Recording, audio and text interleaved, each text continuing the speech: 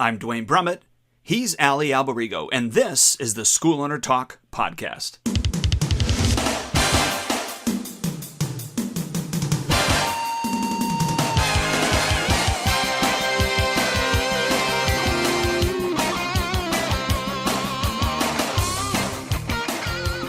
Hello, Duane Brumitt here with Allie Alberigo, schoolownertalk.com.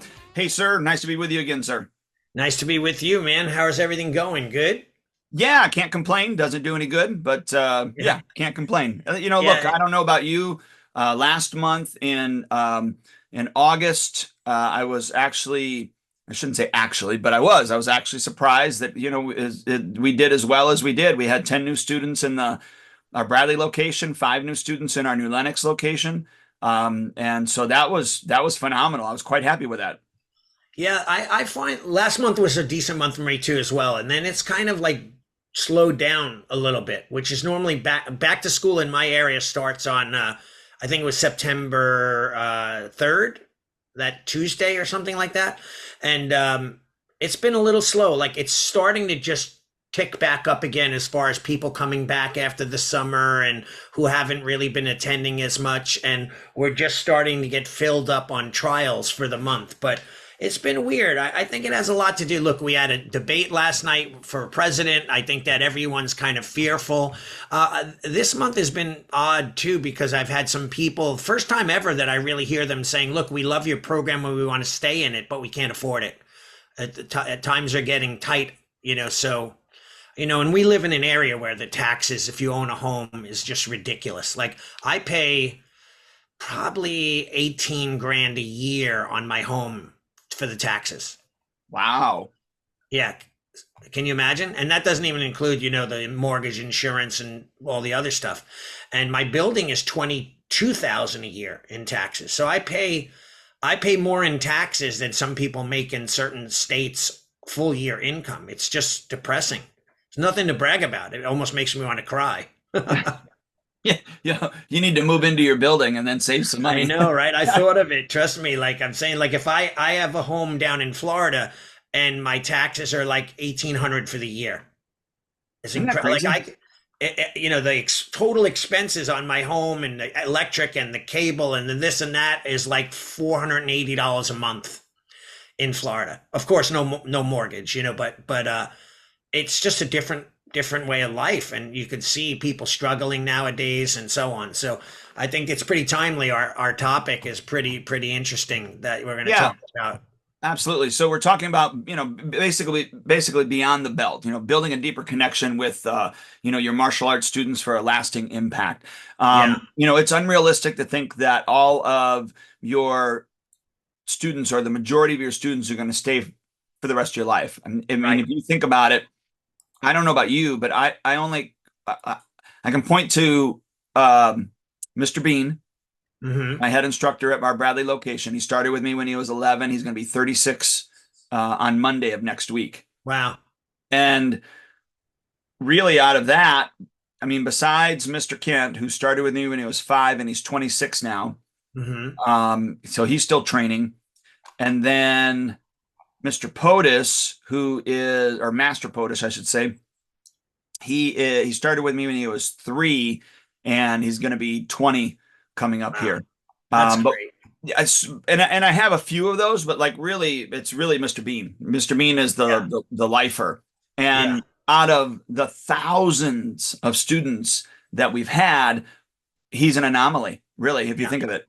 Yeah. I get it. I have the same very similar situation with my main guy, which is Ryan. And he started me when he was like 16 and now he's like 38 or something. And a few other black belts that have been with me for 10, 15 years and so on. But isn't it interesting though now, you don't hear from people very often when they stop training, but when you do hear from them, you hear all the success stories about how the martial arts has helped them in their lives and changed their lives. And I just wish we had a time portal or some sort of video machine that people could roll forward to see what their life would be if they stayed in the martial arts, and roll forward to see what it would be if they didn't, and the different benefits and the different attributes that they develop through being a student in the martial arts. I totally agree. And we can kind of get into that, but and I'll just bring this up quickly. That's why, when we do our upgrade into leadership, we actually talk about what benefits they will have by the time that they have reached black belt. Right. And, because that's a leadership is a commitment to like a 3-year commitment to go to black belt. Hmm. And so we have to.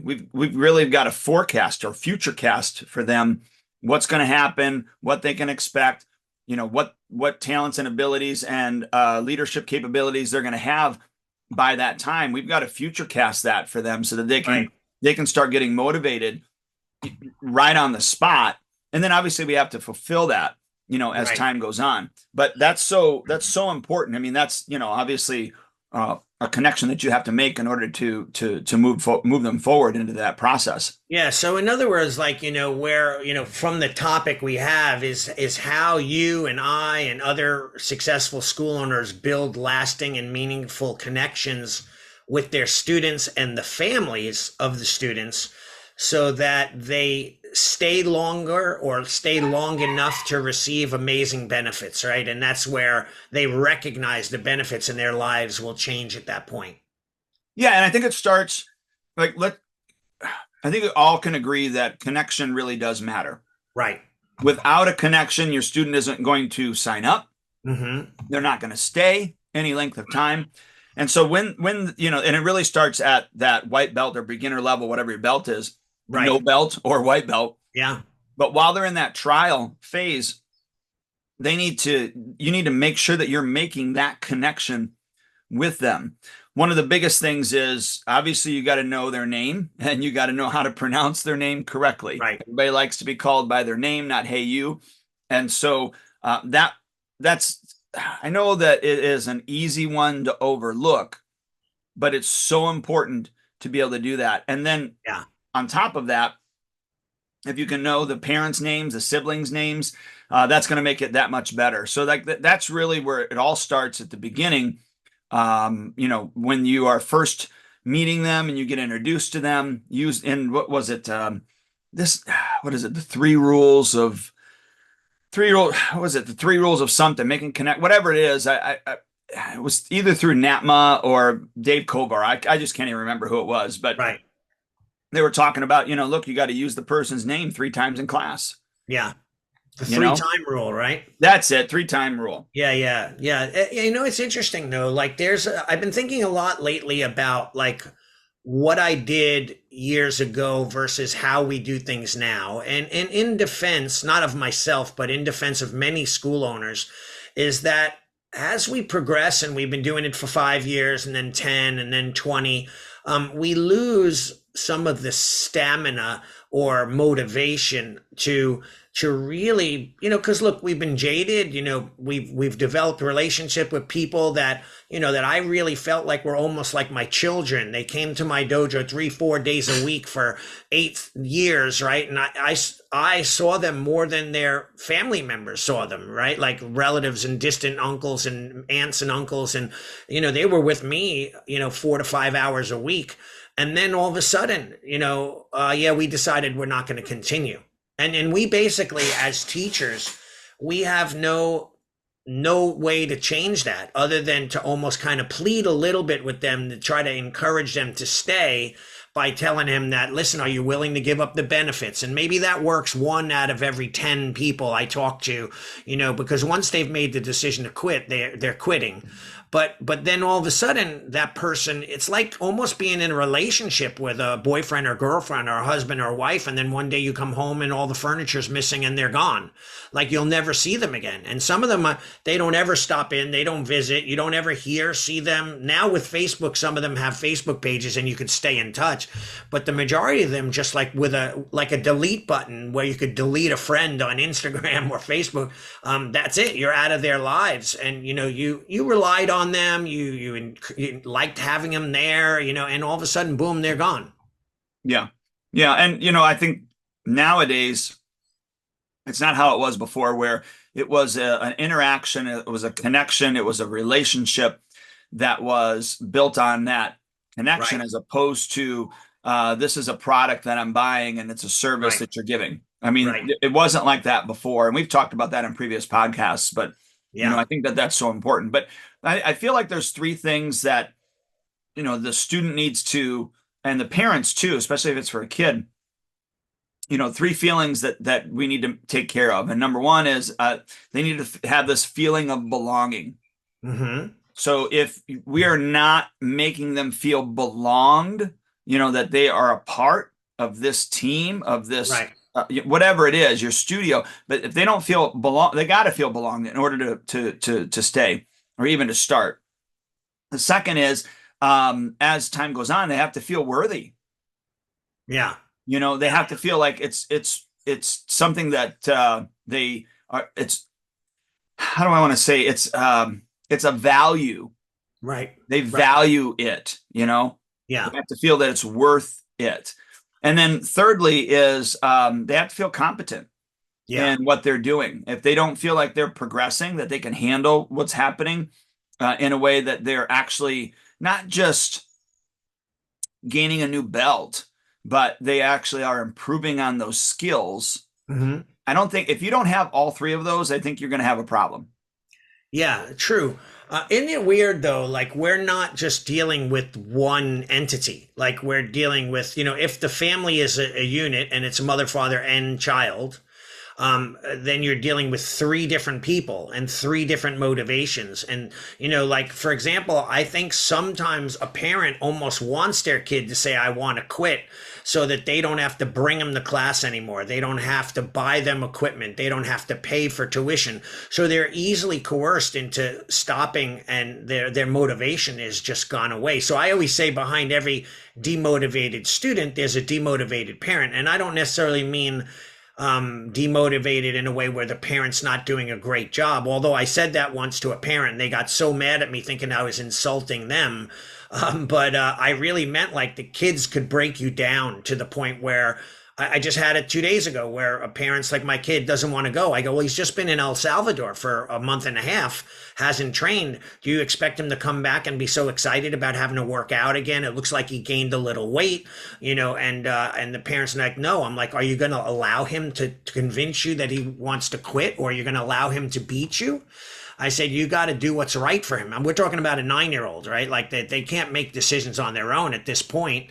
But yeah, that's hard because we're not only continuously convincing the child and motivating them to be excited about martial arts, but we have to motivate the parents about keeping them and still giving that time because it's quite a commitment for parents. 6, 7, 8 years of bringing them, sitting in the lobby, bringing them to tournaments, buying them equipment. It's a lot. Yeah, no, it is. And the buy-in has to be complete. It has to Yeah. be complete from everybody. So, Yes. but I So really how? feel, I was just going to say, I just want to recap that. I really feel that, those three things have to be met. They have to, feel a sense of belonging, that they have value and that, they are competent, that they are, making these improvements in Yeah. their abilities and in their skills.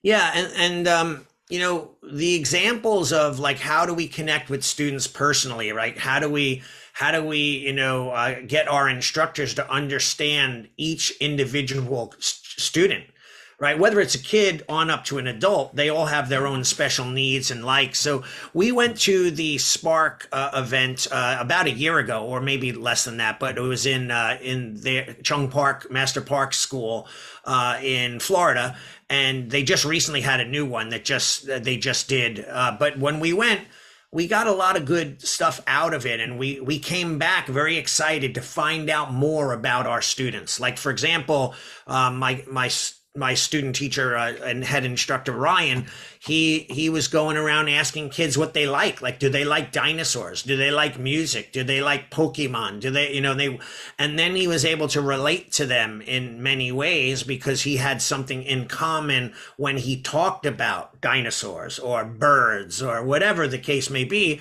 And then he had the students start introducing themselves to each other so that they knew about each other more. Like, oh wow, I didn't know you love dinosaurs, so do I. Now they have a connection in the classroom with a friend in the classroom, and that makes them want to come more, because it's not like they're leaving their friends to come to the dojo, just doing their class, having fun, and then going home. But now they're going to hang out with all their friends in class.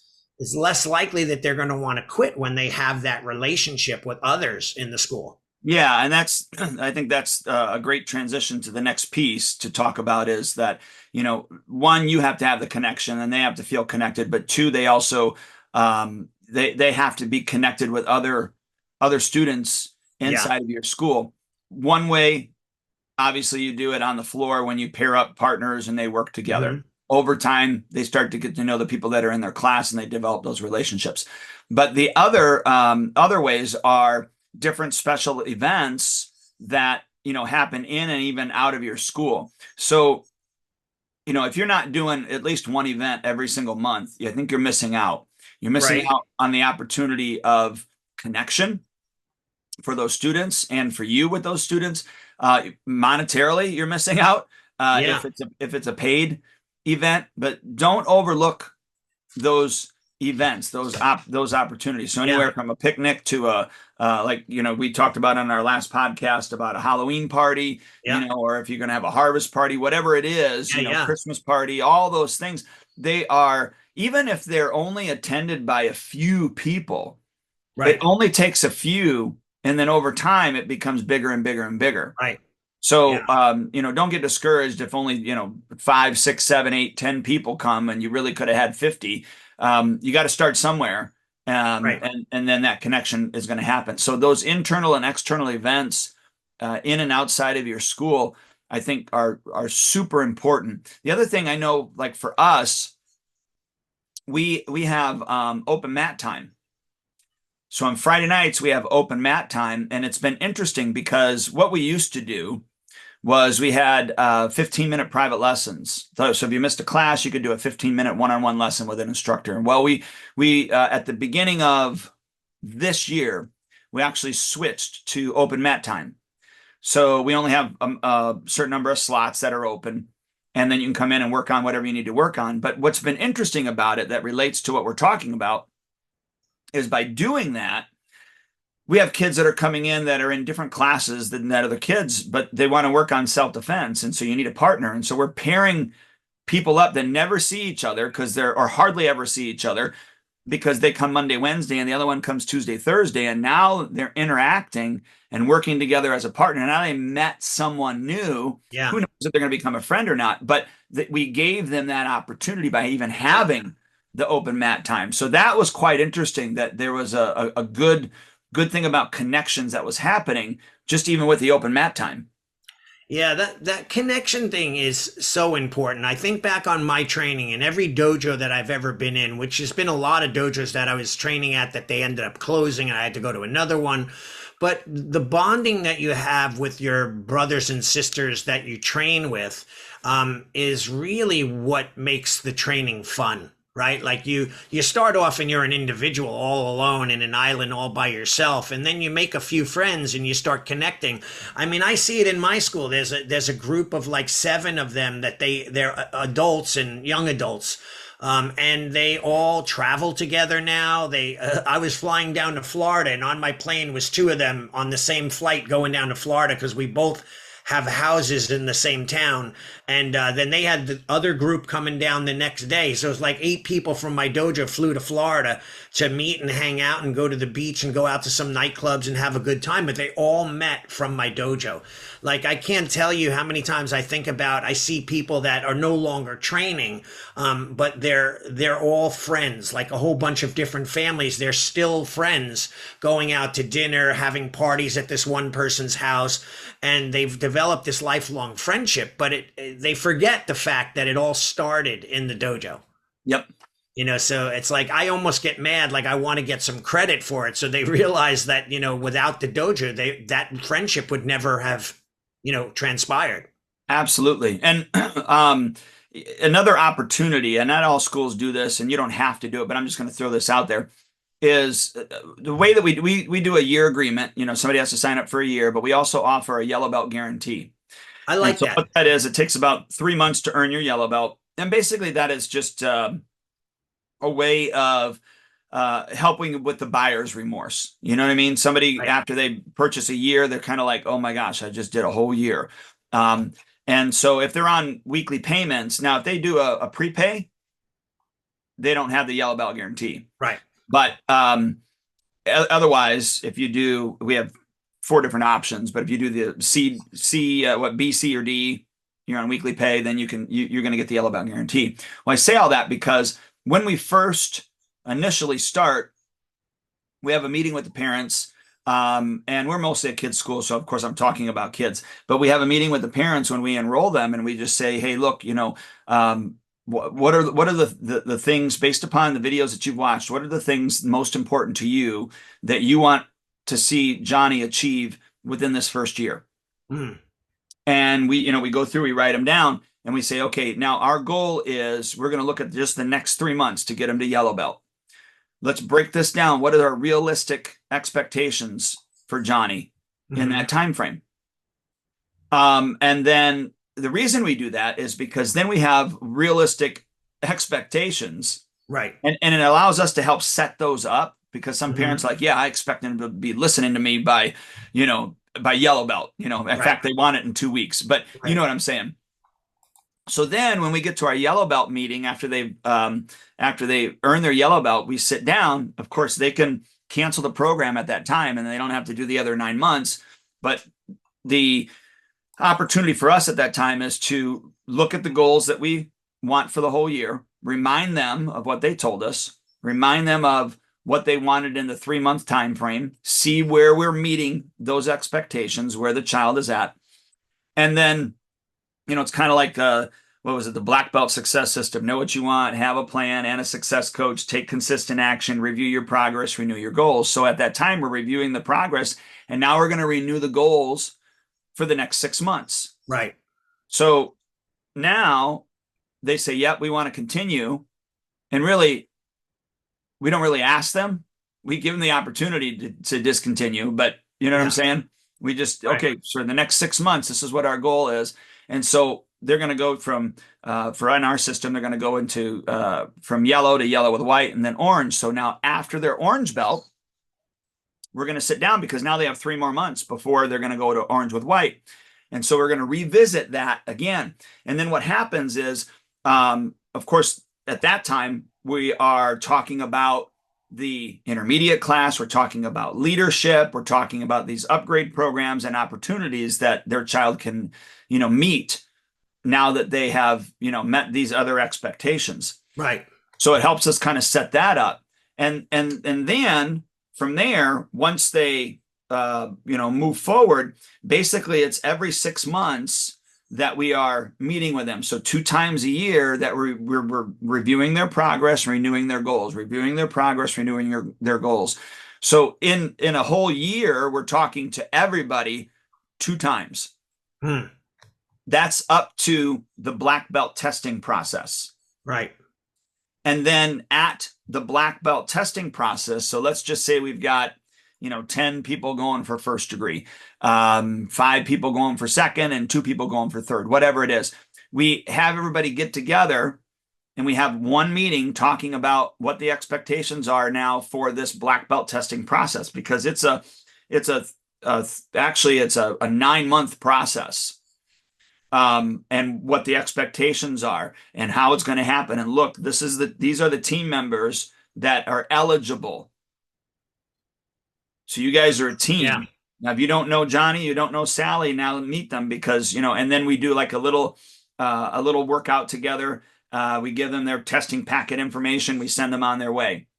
Right. And then that starts all that process. So up to black belt, we're making those type of connections with the kids and then also the parents. And the parents are at that meeting as well for the black belt testing process, just so Great. they understand the expectations and how it works. And Right. so um, all of those things are just pieces of connection. The other Right. thing too is we have, especially when they get into our advanced class, we have papers that they have to write and they have speeches that they have to do. Right. And in those papers and in those speeches, that helps us to get a little bit more deeply connected with those individuals. And Right. if they're in our leadership, they have different ones that they have to do compared to if they're not in the leadership program. But Hmm. those allow me to read those. Like for instance, there were the other day there was one that came through and I read it and then I sent a Slack to Professor Bean and I said, "Hey, did you read so and so's about his essay? Um, and if not, make sure you read it and then offer him leadership." And he goes, "Yeah, I already read it and I already offered it to him." Because he had talked about in his essay that he wants to be in the leadership. Wow. That's But great. had we just prescribed it, right? Said, "Hey, you got to do it," but we never read it. Right. We didn't have if we had not read that, we wouldn't even have known. Right. We had another one who's on our storm team, special team of role models. That's where we are gonna, get our instructors from. He put in his report that he'd like to one day be an instructor at the studio. Great. I'm like, "Bean, did you see this?" He's like, "Yep, we're priming the pump." Like, you know what I mean? So Yeah. all of those small, but we put those projects in at specific times so we can find out a little bit more about that person. And that allows us to, it's disguised as part of, their belt testing and a part of the Yeah. but for us, I mean, it is, but for us, it helps us to make this much better connection with Right. them and, gives us the opportunity to be a little bit more deeper with them. Like I've got a girl who's in our New Lenox location and she wrote about that an extracurricular activity that she's doing is cheerleading. Hmm.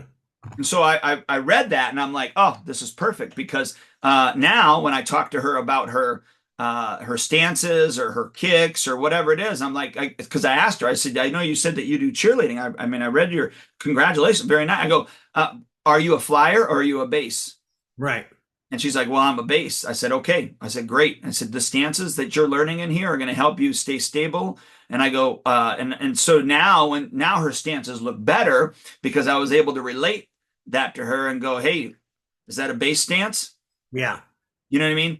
Yeah. Of course, to me, if my instructor said, "Is that a good karate stance?" I would have been like, "No, I want to be a martial artist." But to Right. her, right now, it's not that karate isn't important, but it seems as if cheerleading is just a little bit more important because it's new and it's exciting.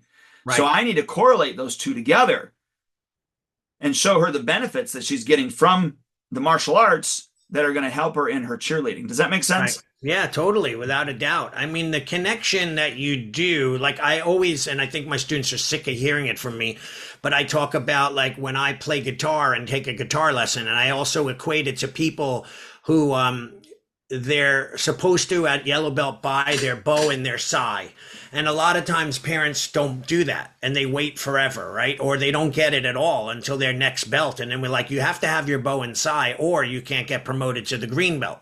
But I say, imagine me going to a guitar lesson and I don't own a guitar, but I show up at the lesson and they hand me a loaner. I take my lesson for 40 minutes, they show me things, and then I hand it back, and then I don't practice for the next week. And the next time I come back is me practicing again. They loan me the guitar, but I haven't practiced a thing. I'm never gonna get good at guitar. It's a total waste of time. So we have to really connect to those parents and families and how important it is to be, interested in learning and improving and getting better.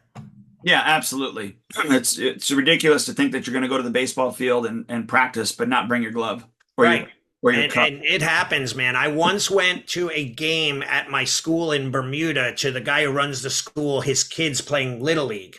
And let me tell you, I went there to see, I go like, I can't wait to see how different the Bermudians are with preparation and being ready. Well, let me tell you, like 50% of the two teams forgot their glove and their hat. That's all they had to have was their glove and their mitt and their hat. And they were having every inning when they changed over. All right, who borrowed my mitt? Okay, oh, Joey, you got Johnny's mitt, and here's a hat for you because you're in the outfield. I'm like, it was like a parent is so busy, too busy to even prepare their children to succeed. And they think just because they're cutting a check or they're just showing up at the game that they've done their job, when in fact they're actually probably doing more damage than anything else, teaching them lessons of not being prepared, not caring, that kind of thing. And granted, some parents forget and they have situations that may once in a while be out of control, but it's hard to accept that, especially as a martial artist. The next thing I wanted to mention is like, mentorship with a teacher and a student, how important that is, where, you know, those relationships that you have with your teachers, like the ones that I've had with all my teachers, that I actually felt like I loved them like they were family. Like I looked up to them as if they were like my idols and icons, right? Like I wanted to be like them. I remember like, trying to emulate and copy their movements and their ability and the techniques, even to the point, and I kind of almost embarrassed and hate myself for it when I see myself doing teaching 20 years ago. I taught in a Spanish accent. Like I'm as white sounding as you're going to be, no accent at all. I try to even fight my Long Island accent, like I try not to do it. I would go, okay, man, we're going to start class now. Everybody understand what I'm saying? You got to throw the punch and you got to get a kick the guy. Like, and I would teach an entire class like that because that's how my teacher sounded. And I was so used to hearing it. And I wanted to be so much like them that I spoke with this broken Spanish English accent because that's what I did. And I look back going like, what was I thinking? But you just do it. You emulate, you copy. So it's important. I think that the biggest and the toughest word for people is reverence. Like a lot of Americans, they feel like they revere someone, that they're giving someone power that over them, and they don't realize like reverence is so important. And what I mean by that is like, if you want to learn something from somebody, and like, for example, I took lessons from a very famous, prominent guitar instructor and legendary, like one of the best guitarists in the world. And I was like a little fanboy, like I would watch him and I would get nervous. Like I couldn't even do the fingers and it's picking. I would and he'd be like, what the hell is wrong with you, man? Like he would get mad at me, but at the same time, I was in awe of his mastery. And I don't know if that's as likely anymore. Like even with the parents, they love to call you by the first name because they're your equal. Like they love to just say, hey, you, Duane, hey, Allie, what's going on? Like they don't realize that how lucky they are. And I just did one of my poolside walks yesterday where I walk around my pool and I did a Facebook Live and I talked about the reverence for teachers, how lucky we are to have the good teachers we have in our lives. And but that's taught from the parent. Like the parent is like, oh, you better respect Shihan. You better be thankful that Shihan. Like I remember I'd go to class on a Saturday and people would bring me breakfast. They would bring me a coffee. Like don't even ask, just show up with it. And even if I didn't eat it, they did it for me. Like the old school people were like, they did those kind. I remember like when I ever go to my Christmas tree and we decorate my Christmas tree with ornaments, 1992 to like 95, I have ornaments from so many people, best sensei, this and that. Then it stopped. And then I don't have any ornaments up until maybe like 2020. Like I got a few more. Like it used to be a little bit more, more common where people were like, oh, he's your sensei. Here's a gift. Thank you, sensei. Here's a bottle of wine. Here's this. It doesn't happen anymore. So I think if we could teach as instructors more of the reverence, not, hey, you better respect me and care about me, but why we do it, why it's good for the kids to see it, why it's good for the parents to show that respect. Like, I don't like when people say, hey, could you tell Ryan this? I always go, who? They're like, Ryan. I go, oh, Renchi. Like I kind of slowly put that dig in there. Like, listen, you need to call him by his title, not by his name. Show that respect. He's your kid's instructor. They should hear you being respectful as well. I Right? don't disagree. I mean, you're preaching to the choir on that one, man. Yeah. Yeah, So totally. that's something that people need to work on. Yeah, and I just with regards to connection, I would just encourage studio owners, school owners, instructors to one, maybe look back at how they felt connected Mm-hmm. when they were going through the ranks. Yeah. Write those ideas down. Yeah. Two, um, and quite honestly, back in the day, some of that was just inherent, and partly to due to what you were talking about, the reverence that you had. Yeah, And so it was just already baked into the society. So write some of those ideas down. But the other thing is then start writing maybe some ideas on how you can do it strategically. And what I mean by that is, your onboarding process, the things that you're going to do, say, and give out or whatever on the way to black belt, events that you're going to do, and how those are going to be conducted. So don't just do an event to have the event, but how do the event and go, okay, how can I do this to make sure that it actually benefits the connection that the students are going to have with each other in the studio as well? Because sometimes we just do events and go, yeah, I want to make $1,000 in this event, so this is what I'm going to charge. This is how many people I need. okay, yeah, I love it. You know what I mean? Yeah, And it's not to say that I've never done that before, because I've done that quite often, going, okay, right, yeah, I'm going to have a Nerf war event, and I need, 30 people. And if I charge this, I'll make $1,000, and, yeah, we're good. yeah, But um, what are ways that you can make sure that the connections are happening in that? Even as yeah, small as you go, yeah, we're going to do this 3-hour event, and we've got a snack time that's for 20 minutes, and we allow them to sit down, eat snacks, and talk to each other. yeah. It's a connection Hmm. opportunity. So um, don't think of that as being light. That is actually important. Yeah. And sometimes the best connections inside of your studio are the downtimes that are happening Oh yeah. inside your studio, not I when the activity's happening. I loved when I was on the international ninjutsu demo team with Shihan Felix Vasquez, and we traveled like literally every weekend competing. But the it was so much fun, like getting there and driving and stopping off in the rest area. And we had our jokes that we would say to each other, and we would just have so much fun. Like that bond, that band of brothers, that relationship that I had lasted a lifetime. Like it's just amazing. And I feel bad. I really do feel bad for my students. Again, it's a little bit to do with me because I'm not at my dojo 7 days a week, 20 hours a day, like that.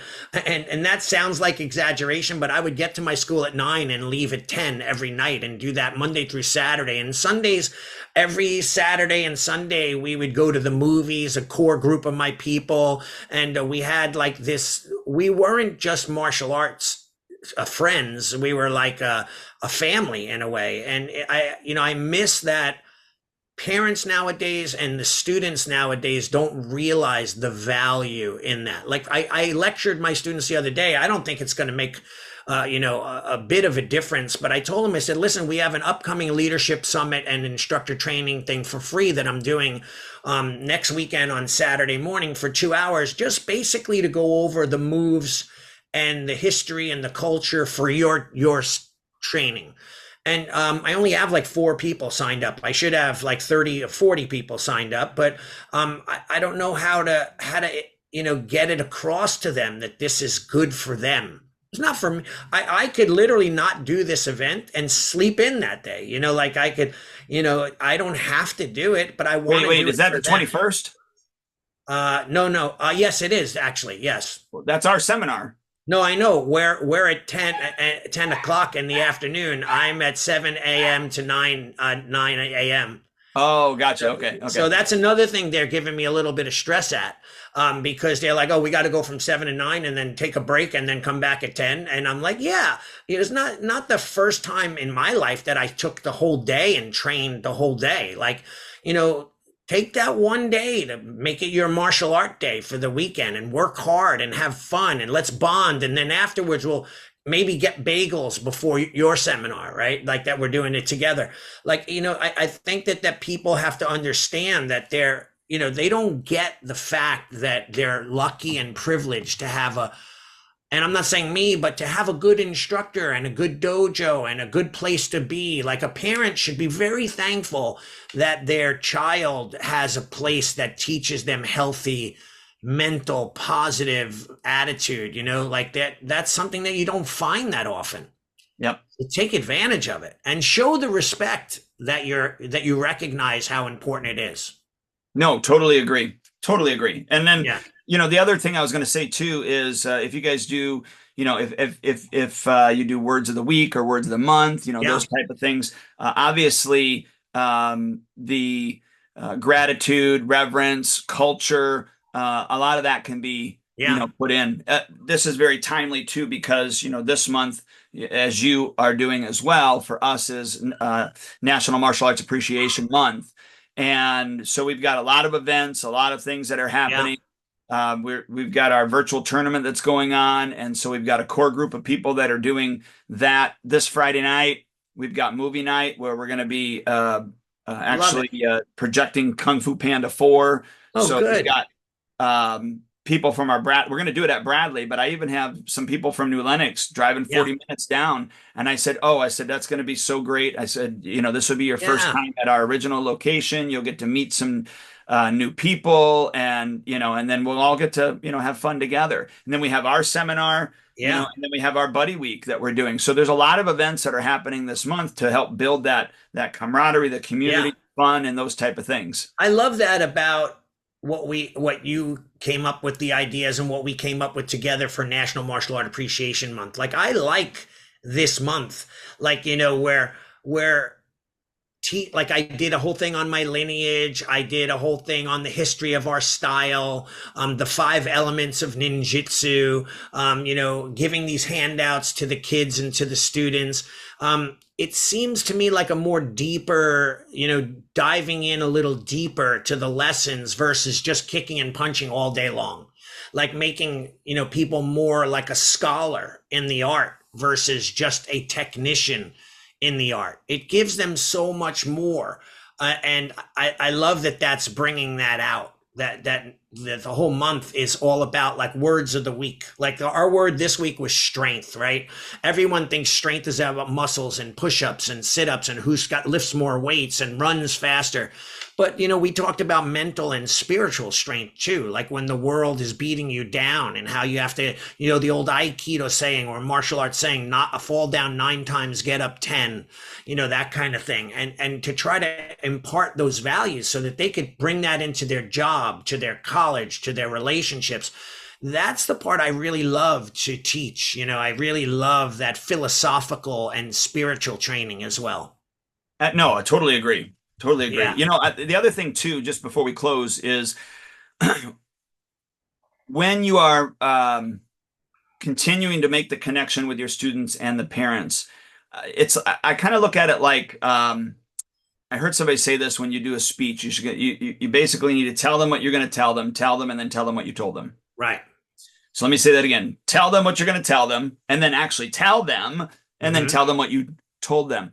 And I took that to heart because even when I teach, I will teach something, and then when the student does something, and then I get an opportunity to then teach another principle, not Mm-hmm. even a martial arts principle. It could be a mental principle. It could Right. be, a spiritual principle. It could be whatever. Mm. And then I get to reinforce that. So, like, Yeah. I'll give you, for instance, last night I had a kid who he made a mistake, and then when he was done, with what he had made the mistake on, he decided to kind of be a little down on himself. Yeah. And I said, "Hey, look," I said, "Timmy," I said, "you made a mistake. It's not that big a deal." I go, Right. "Now you know what you need to do. Now correct it." And I go, Mm. "I'm just going to tell you right now, this is not the only mistake that you're going to make in karate, and this is not the only mistake that you're going to make in life. But if you don't decide to get back up," I go, "that's the difference between somebody that quits and somebody that continues. If you don't decide to get back up and keep moving forward, you're never Right. going to get where you want to go. So which is Yeah. it? What do you want to do?" He goes, "I want to keep moving forward." I said, "Let's do it." Good And man. then, That's great. and then all I did was I utilized that to teach him that principle. And we all do it, right? We all, as a good martial arts instructor, we all teach those principles. Well, then and I'm really goofy because I can kind of remember what I told you. I can't remember what my wife said. Right. I mean, come on, right? But if I teach you a principle, I remember that I taught you that. Yeah. Yeah. And it could be, I bet if we had an incident like this again a year from now, I would say, "Now, Timmy, we had this conversation. Do you want to get up and keep moving forward, Right. or do you want to stop? Yeah. And I don't know why I can do that. I have, it's a gift that I Isn't have. that funny though? I forget sometimes why I get up to go into the kitchen and I wanted to get myself some tea and now I'm standing in the middle of the kitchen going, what the hell did I come in here for? Yeah, and that'll happen. My wife will go, hey, we got a party this weekend, and she'll have to tell me 20 times. Like, and my daughter gets mad at me and I go, don't take this personal, but I purge information that I feel I don't need to remember. So I'll lose it right away because I know you're going to remind me. But if I need to remember it on my own, it's in my calendar and it's in my brain. And I remember students from 25 years ago, their belt level, their name, everything, but I can't remember why I went into the kitchen. Well, that just So, proves you believe in the hereafter, right? yeah. Because you walk into the room and you go, what am I hereafter? Yeah, exactly. Exactly. So, Hey, and another thing though too, like you were mentioning, about like that, that connection, the spiritual connection and all of that. I think that's another thing that cements people to the school. Like knowing that it goes deeper than just kicking and punching. Like our slogan, our meme, our logo is it's not just kicking and punching, it's the martial arts and beyond. That's our slogan. It is the beyond part that many people will take with them for the rest of their lives, even long after they've stopped physically training. Because, like that guitar, if you stop practicing, you forget. Like I have to tell you, it's the weirdest thing. Like if I cut my finger cooking, and I cut the tip of my finger, so I couldn't play guitar for like 2 months. And I literally picked up my guitar not too long ago, and I forgot things that I knew very well. But it was weird at how my brain would unlock things. Like I played guitar my whole life. I remember songs that I played in a band, but I forgot. I only remember 2 or 3 chords. But now when I play those chords, 3 chords over and over again, all of a sudden 4 or 5 more chords will unlock. Like it's in my brain and it's like locked under a key, but you have to repeat it a few times before the brain unlocks more of it because you forget. But intentionally, your brain puts it in a section where you don't need to recall it, right? I don't know psychologically if that's true, like how it works, but with me, it works like that. But we want to constantly, with our mentorship, our relationships, our connection to the students, constantly keep reminding them of why the school is so important to them, what it's doing for their lives, and not just the student, because if the kid's young, if those parents are not sold on those things, they'll easily allow their kids to quit. They'll take them out because the pain is the tuition payment and the driving them there and staying on top of them. That's their pain. They could eliminate that just simply by saying, okay, quit. I don't care. Right. well, And we have to remind them how bad that is. yes. And so that's why even in our by 6 month meetings, Right. there, the reason we crafted it the way that we did was because we put one of those meetings right before our what used to be our biggest dropout rank, Right. Right. and we actually bring up that opportunity at that time at that meeting and say, Nice. now, Mrs. Jones, just so you know, this is we're moving into a period where Johnny knows what he knows and he knows it fairly well. Mm-hmm. This next 6 months is going to be a lot of repeat of the information he already knows. There's going to be a little bit of new information, but it's really to hone him in to get him ready for that black belt test. Right. And what we've seen in the past is, and you've heard me say this to your kids. I tell them that, success is boring. Yeah. And now I'm not saying the next 6 months are going to be boring, but there are going to be some aspects because he already knows these hand and foot techniques and he knows these forms and he's only going to be learning a few other things over Right. these next 6 months that it may feel boring to him. He may want to quit. And that's going to be our responsibility and that's why we're having this meeting now, is to create these goals for the next 6 months, introduce this to you and him so that you guys know right off the bat moving Right. into this, Right. that this is a potential. But if you decide to continue, you're going to enjoy the benefits of black belt. Right. And then that's when I tell a little story that I've never, ever, ever had anybody get to their black belt and say, man, I wish my parents would have let me quit. But I have Right. every single student that did not go to their black belt, every Right. single student that quit and did not go has always said 100% of the time, I wish I wouldn't have quit. Or when they were, obviously they were a kid, I wish my parents Didn't let me quit.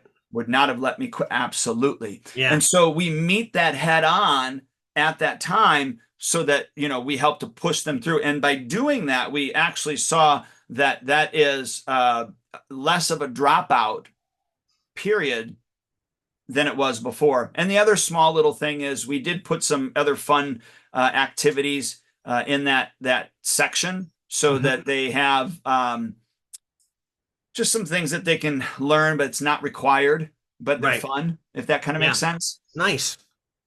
Yeah. Before you were saying, what was that saying you said? Know something and then say it again and then say it again. But then, what was Oh, the saying? yeah. Basically, you tell them what you're going to tell them, then you tell them, and then you tell them what you told them. So I would say that's totally 100% correct, but you have to repeat that 7 times. Oh, yeah.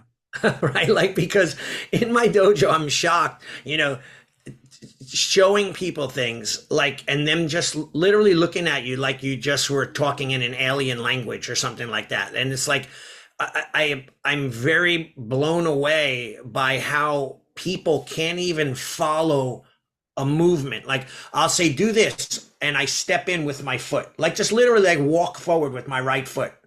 They can't, and then I walk back with my right foot. They can't do it. Like, and I don't know if it's just because the poor kids, and I have to say it might be because they're so used to learning online, watching videos in their phones all day long, that the physicality of it is very different. Because we have, I think I told you this, but one of my, Renchi Ryan had, he filmed all of our kata, and without my with my consent or idea, he just went on his own and he filmed the katas, and he actually will put them on the screen. We have a big screen in our dojo, and he'll say practice yellow belt kata, not because he's being lazy, but because now he goes over and teaches someone else something else. But I was like, dude, this is just terrible. Like, they're not going to learn. Like, they can't even learn when I'm standing in front of them doing the move. Like, how? But let me tell you, it's the exact opposite. They learn it better on screen than they do by a person in the room teaching them. I was blown away by that. Like, going like it's 2 dimensional, and they're even in the mirror image, and they're doing it perfectly. And they stop and they go back and they rewind and they replay it and they do it. I'm blown away by how they learn. So it's an interesting dynamic where we now have most of the katas on there, and then we teach them in person, and then we say, go practice, and here's the video. And then we go and check on them, and then we run it without the video, and it's actually an enhanced learning technique. It just blows me away. Yeah, that's quite interesting. Yeah. Yeah, and it's funny because you and I are old school. You're like, yeah, that's not going to work. And Oh my! then I knew. I right away. I said that to him. I go, listen, this is ridiculous. This is stupid. This is never going to work. And he's like, just watch them. And I watched him, and I said, I'm sorry. It's just me. It's my old school mindset, and I am wrong, 100% wrong. You're 100% like, I can't believe that they're doing it. I'm shocked, shocked. So yeah. crazy, Well, right? I just want to remind studio owners, instructors that we are in a relationship business. We are in a connection business. Yes. It is a people personality driven business. Mm, We have to make sure that we are making those connections. Uh, right. Again, go through, write down the things that what made you feel connected when you were going through the ranks. And Right. then, from there, start writing down some ideas on how you can make better connections. If you have staff, maybe make that part of a staff meeting and say, hey, look, guys, we're looking for some ideas. And Right. maybe it's only, 10 minutes in the staff meeting on one week. And then the next week you go over what you have already written down and say, does anybody have any additional ideas? It doesn't have to be like Right. a brainstorm all in one sitting. And Yep. then you decide, how do I want to strategically place these things? And then again, with your events, don't just do an event, but how can I make this an event that makes a connection? So that Exactly. our students actually feel a sense of belonging, that they have value, Yeah. and that they actually are competent in the material that they're learning as well. Yeah, and that's like my event that I'm doing that I'm not getting the buy-in that I want. That is, like you said before, even if 5 people show and then they talk about it, you'll build upon that. But I'm probably not getting the buy-in because people don't understand why they should buy in. Even though I explained it to them and detailed why it's good for them and all that, they're still not believing it. So they're not putting it at a higher priority in their lives, right? So that's very, very important. So that we have to really, that's where the mentorship, the leadership comes in, right? And we have to stay on top of that. But this is a great call. I think if hopefully the school owners that are listening, and doesn't matter whether they own a martial arts school or a dance studio or any type of kind of group dynamic, P24 or, a CrossFit, all of this is part of growing your base and keeping a good, building that family, that culture, that tribal mentality. Yep, absolutely. I'm just curious. I know we got to go, but with the event that you're hosting, are there what are the parameters? They have to be a certain age, they have to be a certain rank. Yeah, it is based off of my people that are at a certain belt level and above. So like from purple belt to black belt. And if they're in my leadership team or instructor training program, they're also a part of it. I wonder, and you probably can't do it this time, but I wonder if it was you have an event and it's by invitation only. Yeah, I did invite them. I did personally invite every single one of the people that I want to go. Okay. So I sent them out a text. I sent them out an email. I've invited them in class. We have a flyer that we're handing out to just the people. But do they feel like it's invitation only? I guess that's where I'm going. Yeah, you see what I'm saying? I think they should, based on the criteria, and how I wrote it. But I probably could have done a better job. I could think of a million ways to make it more official, an envelope invitation, things of that nature that would make it better. So maybe the next time if I do it, because it's very demotivating for me to try to do this stuff and having to beg people to give them things that is free and above and beyond what is necessary, like I'm doing it for them. And if they're blowing me off and not caring, it certainly makes me as an instructor not want to do it. But I also understand the benefits that if I do it and build that group and that family vibe and that culture, it'll be better for me in the long run in the school. Yep. So, well, good luck with that, sir. Yeah, thank you, man. I appreciate it. And thanks for doing the call. I'm excited, and I will we'll talk next time. All right, sounds good. Bye. Thank you for joining us for another episode of Martial Arts School Owner Talk podcast. This would not be possible if it weren't for the support of our amazing sponsors. Please check out Elite Insights for all your website needs. LeadHunterMedia.com, your online digital marketer and content provider. Academy Kings BJJ Growth Consulting and Management Group at GrowMyAcademy.com. SparkMembership.com, hands down the best martial arts software for school owner management on the planet. GetKarateStudents.com, a martial arts growth consulting company for all your systems. AddHealthCoaching.com, helping school owners create a whole nother revenue stream for their school. We will see you next time.